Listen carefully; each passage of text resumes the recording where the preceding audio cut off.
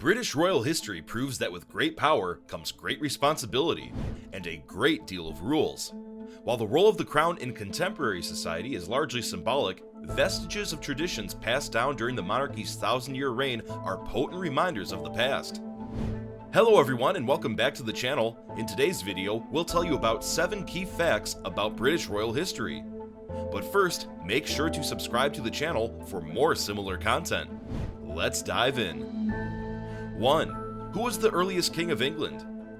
The first king of all England was Athelstan, 895 to 939 AD, of the House of Wessex, grandson of Alfred the Great and 30th great-granduncle to Queen Elizabeth II. The Anglo-Saxon king defeated the last of the Viking invaders and consolidated Britain, ruling from 925 to 939 AD. 2. Who was allowed to become king or queen? Starting with the reign of William the Conqueror, the monarchy was passed from the king to his firstborn son. This was changed in 1702 when British Parliament passed the Act of Settlement, which stated that upon King William III's death, the title or monarch would pass to Anne and the heirs of her body, meaning a woman could inherit the throne, as long as there wasn't a male heir available to take her place. At the time, English common law held that male heirs inherited the throne before their sisters. In a nod to the power of the Church of England, the Act of Settlement also stated that any heir who married a Roman Catholic would be removed from the line of succession. The rules around who could inherit the British throne were not updated again until 2013, when Parliament passed the Succession to the Crown Act. It shifted the line of succession to an absolute primogeniture system, meaning the kingdom would pass to the firstborn heir, regardless of their gender. 3. Britain's monarch has the right to veto a family member's marriage.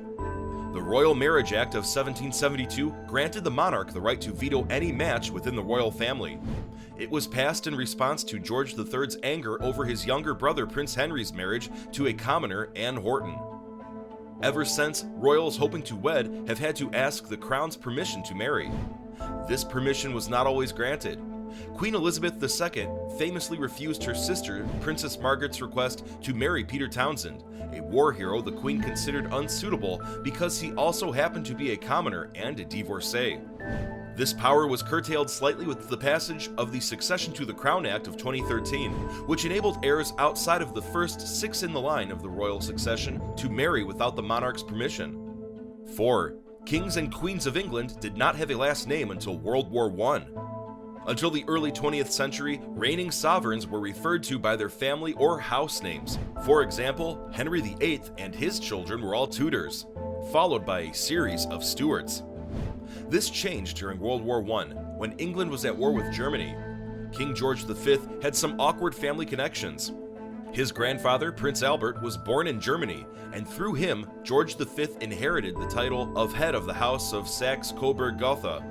To create a sense of distance between the British throne and their overseas relations, the family name was replaced with a more modern English surname, Windsor.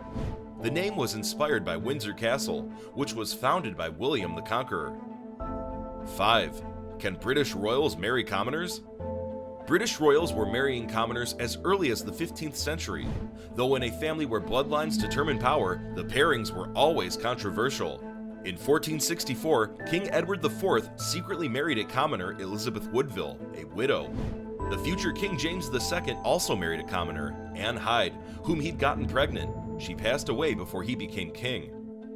With the passage of the Royal Marriages Act of 1772 in response to Prince Henry's marriage to the commoner Anne Horton, royal commoner marriages virtually disappeared for almost 250 years.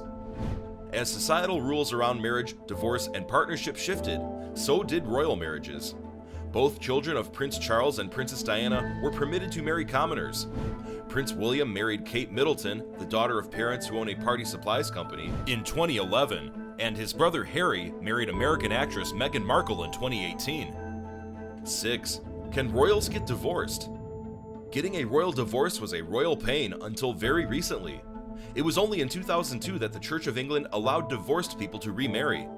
Given that the monarch is also the head of the Anglican Church, heirs to the throne were effectively forbidden from marrying divorced people, or getting divorced themselves.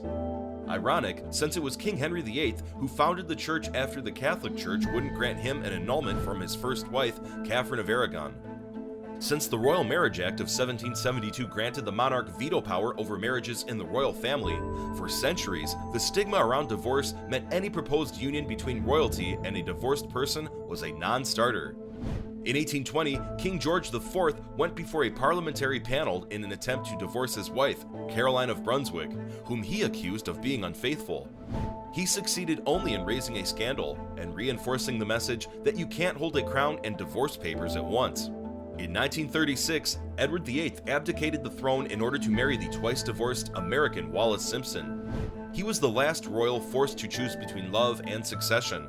Before the 2002 church ruling, Queen Elizabeth II's sister, Princess Margaret, was permitted to divorce in 1978. And in 1996, Elizabeth II approved the divorce between her son Prince Charles and Princess Diana. Charles would go on to marry the also divorced Camilla Parker Bowles in 2005, while his son Harry would marry divorcee Meghan Markle in 2018. 7. The British monarch is king or queen of more than just England. In addition to being head of the Anglican Church, the British monarch is also head of the Commonwealth, an association of 54 independent countries, most of which were once colonies or outposts of the British Empire. Elizabeth II was queen of 16 countries that are part of the Commonwealth: Antigua and Barbuda, Australia, the Bahamas, Barbados, Belize, Canada, Grenada, Jamaica, New Zealand, Papua New Guinea, St. Kitts and Nevis, St. Lucia, St. Vincent and the Grenadines, the Solomon Islands, Tuvalu, and the United Kingdom. That was all from us today for this video, folks. See you in the next one.